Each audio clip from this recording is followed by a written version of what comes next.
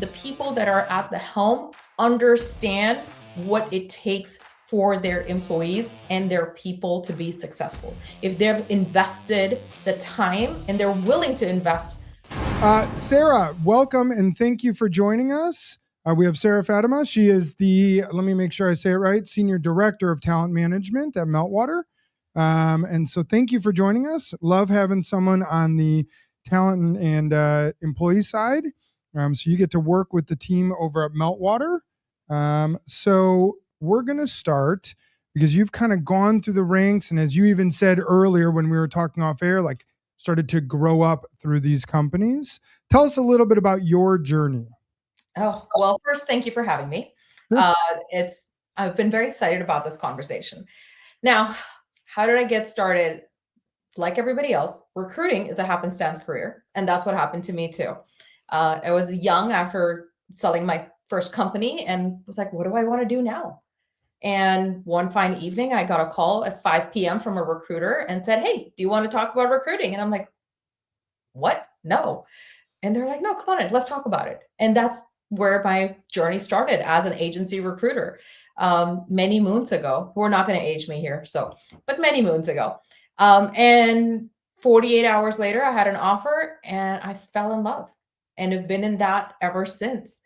So started, 30,000 foot view, started as an agency recruiter, finally got tired of it, moved into corporate, and then started as a corporate recruiter. Very quickly learned that I can get bored easily. So started raising my hand and saying, hey, I got this. I have a technology background. I get the technology piece. I need to do more. And my mentor and my boss at the time was like, how do I keep this girl busy? And he pushed me into this world of M&A. The organization that I was with at the time was growing through acquisition. And he was like, go figure out how they do recruiting. And that just opened up the world of talent acquisition for me. So much more than finding people, right? Mm-hmm. Whether that was assessments, international, global, just the world of recruiting from a global perspective. From there, moved into IBM, which was, I would say, a very pivotal part of my world. If anyone's ever been a part of IBM or a larger organization, you'll learn that the big giants do things very, very differently. But IBM was great about being a behemoth of an organization, but being very nimble in the way we did things. You'd be surprised at the amount of scrappy stuff we had to put together in a very short amount of time. Went from professional recruiting over there and forayed into university and early career recruiting at IBM. Was a part of their think tank for centralized hiring when that was the first thing back then. And after that, I was hooked, right? It was pretty much like, okay, I've now run the gamut on recruiting. What more can we learn? And like I said, the foray was into talent acquisition at the time. And we started looking at assessments and growing the talent demographic in North America. After that, grew in IBM through raising my hands and saying I wanted to do more, pretty much. And that's where I've stayed. I mean, from there, went to Verifone, where I led global talent for that organization. And that was a global organization across 46 countries. That was one heck of a journey that I'm very, very thankful for. It was fantastic in every way whatsoever. And then from there was with Candescent for a short time. And now I'm actually with Meltwater as their head of global talent management. That's awesome. So what I heard was the secret sauce to your career was get bored. Is that what I heard? Was it get bored? Was it get bored? I heard something different. I heard answer the call when a recruiter calls you. And I know that sounds crazy. Combination of both. But this is the world I live in and the world we live in. We're agency, right? We're a recruiting agency. And so many of them have stopped cold calling, right? They don't call the candidates, their targets, because the world has said, don't, if you don't know who it is, don't pick it up and so on. And we do things differently. So we call, obviously targeted people because we more on the headhunting side of things. And I've said to my team, and this is the people that I work with that I don't want to lose, Right. recruiter ever calls you, you'd be stupid not to at least talk to them. I really do believe that truthfully, even my favorite person, my best recruiter, I would say to him or her, answer the phone and find out what they have to offer. There is no reason not to. It doesn't hurt you to hear what they think you're good at, what the market has for someone of your skill set, et cetera. And that's what you did, right? You Absolutely. at first said no, but said, I'll entertain what you have to say. Right. And because of it, it started your career. So answer the frickin' phone. Yes. And guess what? Answer the phone, have a great conversation, and keep in touch. That's the other thing. Because since that one conversation, I've actually never had to apply for a role. It has been through referrals. It has been through recommendations because people know you in the market. People, you earn that equity, you earn their reputation. And so people call you because A, they want to validate what they've heard. And second, now they know that you have something they're looking for. So yes, always pick up the phone. Even if you're not interested, pick up the phone, speak to the recruiter, and keep the connection. They're incredible networkers. You never know when you're going to need them. Agreed. He's like the greatest of all of them. Like you talk to him and who knows, in 6 months, he's going to call you back and it has nothing to do with a job, but it's a different client of ours would totally love to be a buyer or maybe a merger or whatever. And the two pieces fit perfectly together because we're talking to the world, right? Like we're talking to people who are hiring other engineers or product people. They're growing. This company's growing. Boom, we put them together. And it's not because we're trying to broker it. It's just, that's what we do. Makes me think of the other day where this guy was like, I'm going to start building board games. And I was like, oh, okay, cool. Like I actually know the guy that launched Exploding Kittens. I guess I could do an introduction and see if you want to launch your game on Kickstarter. And if it does well, like I can introduce you to him. And so to your point, it's like networking can mean everything. Networking internally, networking externally. And to your point, it's like it could get you a brand new career. You had never done recruiting before, which was awesome. But what I do want to get into, I was sort of being sarcastic when I said, "Oh, all you have to do is be bored," and that was your secret. Well, I have to imagine it wasn't that. I was having a conversation the other day where it was just like there is a small expectation, and when I say a small expectation, the only expectation is you do your job and you do your job well. And if you want to move up the ladder, you're expected to do your job and do your job well, but start participating in your next job before you're ever given it. So raise your hand and just start doing that job without being asked, without it being a title, without it being an expectation. What does your team have and what gaps are there in the business that you can start taking on these small projects, these small little windows of opportunity to be recognized and to earn the next role and to start already putting your foot forward. So I am curious, like where at in your career was like the biggest pivot for you where you started taking on a project that helped launch that kind of like career ladder for you? Because I have to imagine there was like this one moment or maybe a couple of moments where it was like, yeah, I really just had this idea and I did this and I excelled at this and it got me to start taking those small leaps of faith because it has to start somewhere. Do you remember what that was? Yeah. I mean, I think it was a few. When I say, raise your hands, everybody wants to get ahead in their career, right? No one ever said, hey, I got a job, I'm good. I'm happy to stay. If you've got someone like that, time to have a conversation. Yeah. But you've got to be, naturally curious. You've got to be relentlessly curious. That's the big thing. And I think that was always a part of my personality. I can't just be okay with what's in front of me. You've got to understand the how behind it. So whether I was in the staffing side of the world, it was always not about, hey, what can I do for you? But it like, tell me more about you, Mr. Client. Like, why are you spending the time talking to me? What is it that you want out of me? What is the problem that you're looking to solve? And it was always that mindset with anything that that I approached. Like, yes, we can have a conversation, but what is it going to do for you? And how can I help you with that? Right. And for me, the pivot, if you will, came when I was with Auto Trader and I was a corporate recruiter, and it was early in my career, obviously. It was going through a lot of growth. We were going through acquisition. And when we say that, it sounds like great buzzword. But at the end of the day, you have to ask yourself, okay, what does growth by acquisition mean? So it was once I started having those conversations with my manager, with our business partners in the business. Like, okay, we're going to go acquire this company. What is the need to acquire this particular company? What are we looking to gain from them? Not just from a business perspective, but from a talent perspective.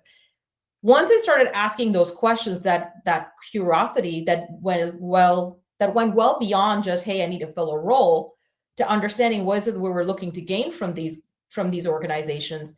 That's when it clicked in your head. Like, there is so much more to the world of talent than just filling a role, right? To our earlier conversations, a great recruiter is a connector. That's what we're here for. You start making connections in places that are not naturally obvious, and seeing how that ties back into an ROI, a result that we're looking for, or the organization is looking for. So making that connection is really what helps you stand out, right? And when I said I went to my boss and I said I was bored, I need to do more, it was because I was starting to see these connections based on my conversations with our stakeholders, starting to see, for instance, Auto Trader went and bought out KBB Auto at that time. And it was like, why are we going and buying an auction house? Like, why would we do that? Once we started understanding the why behind it and why this was going to help the organization, it started lending to, okay, what is the caliber of talent that we're going to look to bring in for once this acquisition's done? Where's Auto Trader evolving to? What do we need? Right? And that's the conversation that led to, we need to understand, what is it that they already bring in? How do they bring in their people? What is the caliber that they have? And how do we help them assimilate? Or how do we evolve based on what they've done? So that naturally curious questions and that discovery process was a major pivot in my life, to start thinking beyond just filling roles. Well, yeah, it follows the Simon Sinek, understand the why. If you're going to be great at sales, understand the why. Yeah. So you've had this illustrious career, everything Auto Trader, IBM, now Meltwater. You've seen, we'll call it recruiting or talent, from everywhere from the US to internationally, right? And you've seen it across more than just the last 3 to 5 years, right? So you've seen it for a longer period of time. What would you say are some of the biggest changes that you're seeing in talent acquisition, recruiting, maybe even HR a little bit, over the last, we'll call it decade or whatever, across different companies? 2-3 years. Yeah, even the last 4 or 5 years. We'll go. Yeah. Okay, we'll go 4 or 5 years. World has changed since COVID. How about that? Yeah.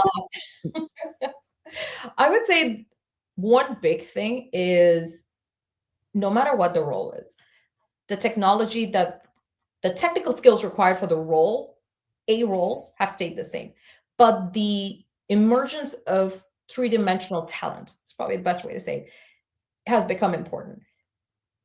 Organizations want well-rounded people. They want people with the soft skills, with the EQ. It's not just the IQ anymore. It's the emotional intelligence of navigating the society that we've got when we're working, our workplace engagement. They want people that are learning more and investing more than just their jobs. They want them to invest in organizations. So when we're talking about talent now, we're talking about soft skills. We're talking about behavioral skills. We're talking about engagement skills. We're talking about adoption skills. The world is evolving. Talent organizations are evolving. How we go to market is evolving constantly. We need people that can keep pace with that, or are actually thinking ahead of how to bring the organization up to par in the market. So that conversation and that dynamic has changed quite a bit, from a laundry list of skill sets that we would like, to here is the actual persona of a person, a human, that we would like. And I think that's a incredibly enlightening way of looking at people, because now you're opening the diaspora from just the very traditional methods of recruiting and sourcing talent to starting to look at places and channels that historically we wouldn't have looked at. For instance, there's, let's say 5, 6, 7 years ago, there was a major push for getting people with only degrees. And since then, there has been a reset, if you will, and almost a pivot to say, we're going to hire people for skills. and not just their degree. A degree is still important, don't get me wrong. I'm not saying don't get a degree. What I'm saying is, along with that, it's important to evolve these skills, the behavioral skills, the soft skills, the emotional intelligence skills. Those are important, just as important. And companies are now interested and are more open to investing in their employees for those skills than they have been historically. Yeah. So kids, if you're listening, Sara said drop out of school. It doesn't matter. No, please don't drop out of school. I might agree. I don't know. So, question: do you work with agencies at Meltwater? Like, is that something you guys are, pretty familiar? Obviously, you came from agency. Do you work with agencies? So, how do you deliver? Because I know from an agency perspective, we have a client. We'll say it's Meltwater, and they say, "Hey, we want." C# or we want Java, TypeScript, whatever. They give the technical coding language or the background they want. But in reality, then what happens on our end sometimes is we go and we find those people, but we're not really matching what you want, which is, yes, I want someone who knows TypeScript, but I really need this level of EQ and this sort of conversation. How do you get that across to an agency partner to work with to help deliver not just someone who's got the technical skills, the table stakes as we call it, but also those that EQ that you're looking for? I don't even start with the technical skills. And Meltwater is obviously a more recent thing for me, but let me talk about Verifone, where we actually had a lot of agencies spend, and it changed. Okay. But that's a different conversation. We don't even talk about the technical skills. We'll start with what is the backbone, what is the culture of the organization? What are the skills that make anyone in the organization successful at the organization? So that's when we're talking about the core foundational skills, people skills, if you will, right? So we're talking about folks so I would start off that conversation by saying, I'm looking for somebody who's naturally curious. I'm looking for somebody proactive. Do not send me a yes man, no matter how good they are on paper. Do not bother. Right? I need someone that's going to come in and question the way we do things, not because they're trying to be difficult, because they're naturally curious.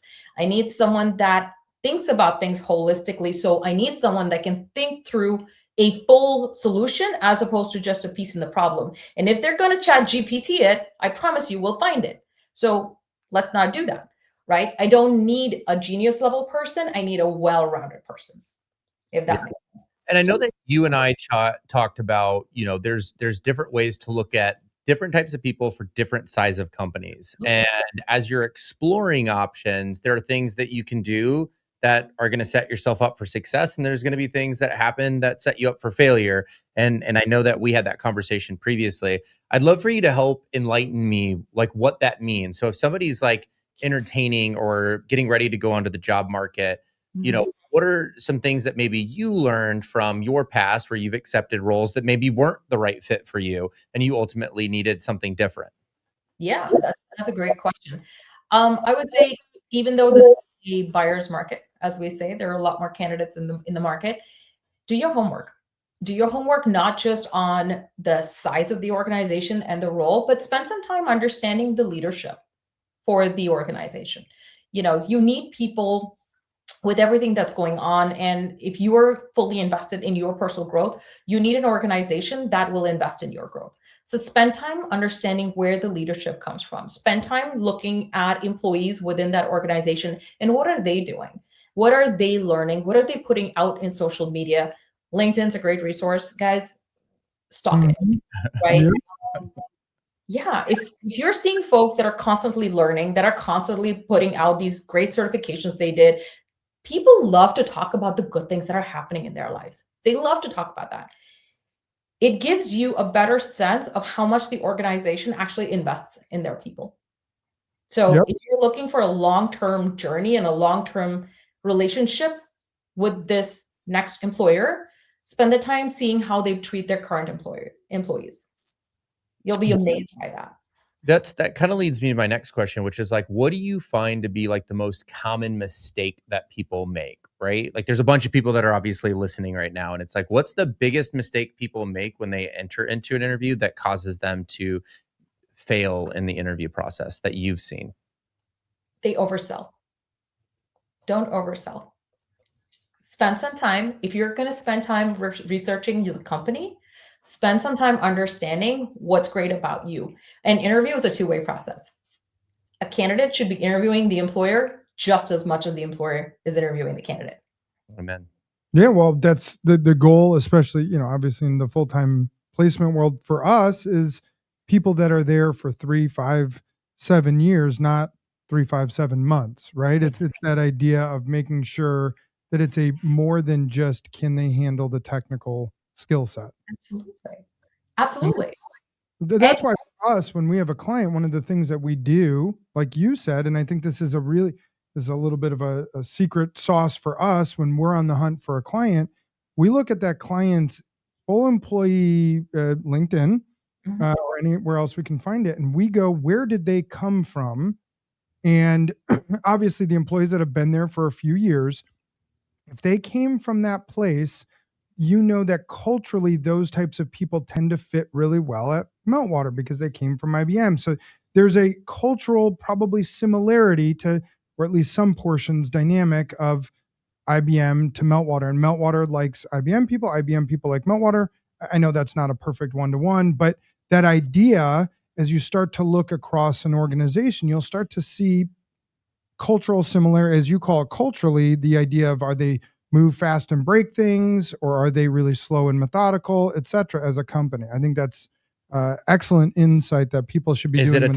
Is it a top-down culture? Is it a bottom-up culture? Is it led by curiosity? Is it led by task? Like, there's all of these different dynamics, which when you talk about like understand leadership styles, it's like Amazon. They are very big into like, we are fungible and we build for fungible. So we've got 10 metrics and we're scoring you across 10 metrics. When you've got Facebook and Meta, they're not the fungible folks. They're like, we have these 10 metrics and we want you to really be good at 3 of them. Pick your 3 things and just freaking excel at that and just get really, really good at that. And so understanding the architecture and the methodologies behind those businesses will help set you up for success, knowing the leadership style and having a partner or an agency that understands what that leadership style is to set you up for success in the long run, to make sure that when you are onboarded, you don't feel like a bait and switch. You don't feel like you're oversold on either side, right? I think there's a big mistake where a lot of employers will oversell themselves because they want to get talent that's probably not right for them. Like the startup that's like, we want really cool, sexy logos. We want the Netflix, the Facebooks, the Googles. And then they get in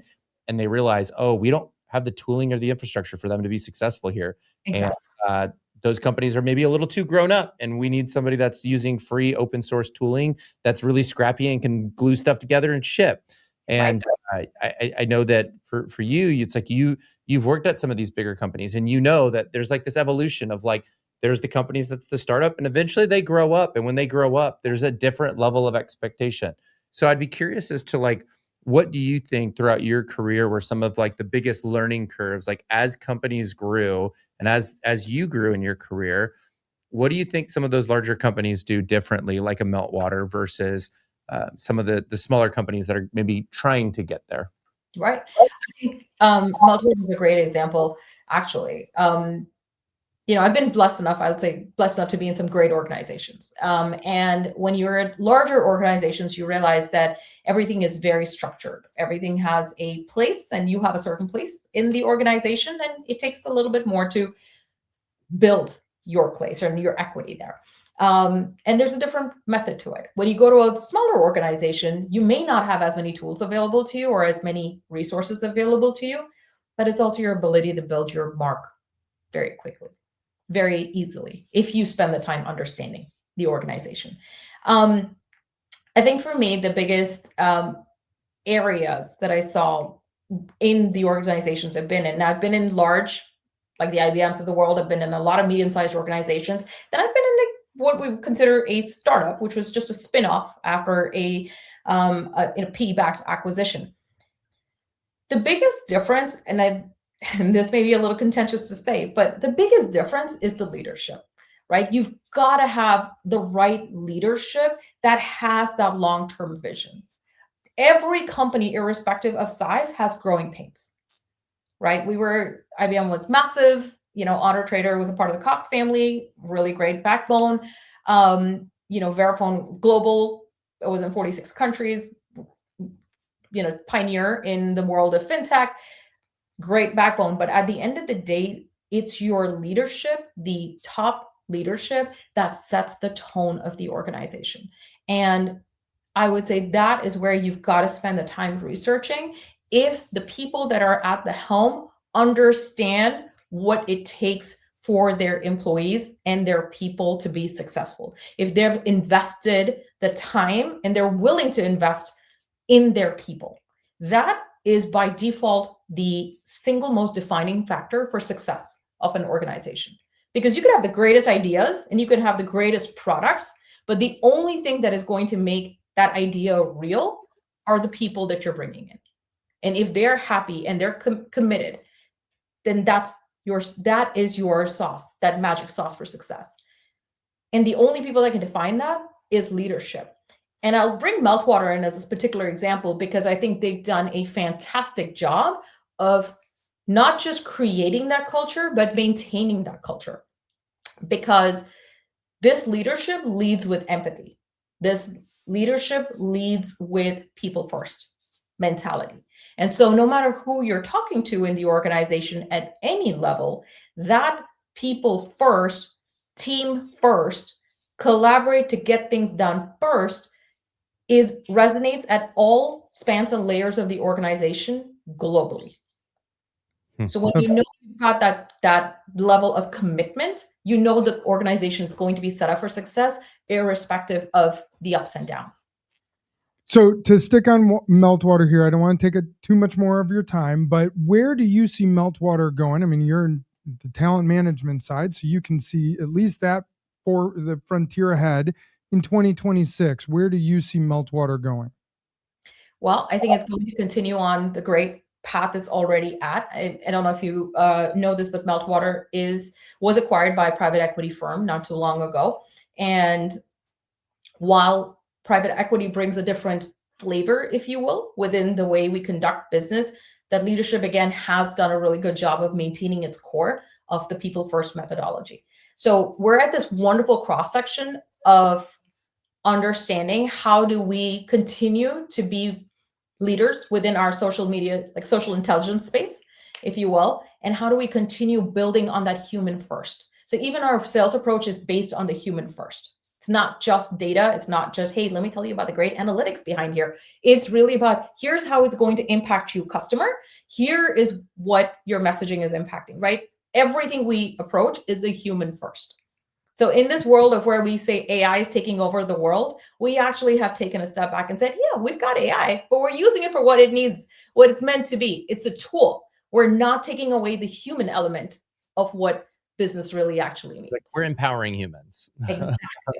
Excellent. Exactly. All right. So you're going to save us from AI melting our eyeballs. There you go. Very good. From a human perspective, something we like to ask, and we'll kind of like start to wrap up here. We did this not that long ago. What is a product, could be at work, could be at home, that you just want to shout out as a human, speaking about another human? We started to do this with some products we used personally and some products we used at work. We're like, you know what? Let's give back to them. We're raving fans of, and we had a couple of vendors that we talked about. Shane's clearly a raving fan of Celsius energy drinks because he goes through 3 of them a day. But what is something that you're a raving fan of? Oh, that's a great question. I've got a few guilty pleasures, but I think currently my my guilty pleasure, I'm a raving fan of a tool called Notion. Check, it's an AI tool. But absolutely love how simple it makes it. Here's the truth, guys. We talk a lot in the day. There are a lot of meetings in the day. And if anyone thinks they've learned and they remember everything that was said, they're not. So Notion has done a great job of keeping it real for me to say, hey, pay attention. This is what you got to do. So that is my cannot live without tool at the moment. All right. What about a personal one? Oh my gosh. Personal one. This is going to be very vain. Could be Lululemon, could be Burt's Beeswax, whatever. Something that you can't live without. Sunscreen. Always wear your sunscreen. All right. So my dermatologist would love you right now. Yeah. I'm not very good at sunscreen. I'm not very. I get hate burnt. putting So like crap Puerto on Rico was bad. Yuma. You're talking about sunscreen, and gosh, the first time I I'm ever went to bad. Yuma, Arizona, it was my little brother. I got He had his freckles. first child, and got sun poisoning. TMI. It was so bad. Yeah, let's not go there. It was so bad that I burnt and peeled both my eyelids and my nipples. I went there, Jeez. and I didn't even know that was possible. I didn't know that was possible. But yeah, don't go to Yuma, Arizona. I guess we'll have to edit this out. I should. All right, last thing. Actually, two things, because I know you're in Atlanta. I go to Atlanta all the time for multiple reasons. What's one thing I have to do next time I go to Atlanta? Oh, great question. Are you a foodie? Yeah. I mean, I'm fat, so I like food. Yeah. Yeah. Won't go there. As long as you have a good palate. You have to try out Rumi's the next time you're here. It's a Persian restaurant. It's absolutely fantastic. Where is it? What part of? They've actually got 3 different locations. So if you're up in the Alpharetta area, Avalon, it's at the Avalon. There's one in Midtown, and then there is one in Sandy Springs. What dish do you have to get? Oh my gosh. This is where we try hard. You could close your eyes and just point. Everything's great. Everything. All right. Rumi's in Alpharetta and other places, but I'll be probably closest to Alpharetta. All right. Last but not least, what are you watching on TV? What's the Netflix, Hulu, whatever show that is the hot topic for you? I got one. I started it and it's really good. Full disclosure, I'm actually not watching any TV right now. Makes me very boring. I know. But next week. Watching TV. I did. I got a concussion. It wasn't by choice. I just watch TV. I'm on a little bit of a cleanse. It was getting a little much. So you running? Are you reading? Are you I'm reading more. Actually, Meltwater keeps me pretty busy. Actually spending more time outdoors. Nice. Yeah, well, it's getting nice too. I'm so excited. It's going to be almost 90 this weekend here in Nashville, which is going to be kind of nice. 90. All right, 30 degrees now. Watch 90? Paradise on Hulu. It's awesome. It's really good. Okay. It's really good, and I'm hearing about it from everyone more and more and more, and I'm like, yep, it's awesome. It's awesome. What's Paradise about? Watch it. Okay. You'll love it. It trust me, it's good. I'm a nerd. I'm watching One Piece. I know live action from anime. Oh, okay. It is what it is. Weird. All right. My last one before I gave up was Lincoln Lawyer, by the way. Lincoln Lawyer was all right. Yeah. Lincoln Lawyer is really good. Lawyer was good. Right. The TV show or the movie? Matthew McConaughey or the TV? I have the Lincoln Lawyer playing in my office while I was sourcing this morning. Of course. Of course you did. All right. Chicken with head cut off. All right. So, Sara, thank you so much. How can people get a hold of you? They want to find out more about Meltwater. They want to join the team. They want to just talk to you. They love what you said. How did they get a hold of you? I'm on LinkedIn all the time. Hit me up. Or we're Meltwater's website, meltwater.com. I would give you my email address, but like I said, I'm on LinkedIn all the time. So hit me up. Yeah. Go hit up Sara on LinkedIn or meltwater.com. Check out all the jobs. Thank you so much for joining us. Hang tight for you, Sara, for everyone else. We will see you probably next week. Goodbye. Thank you, guys.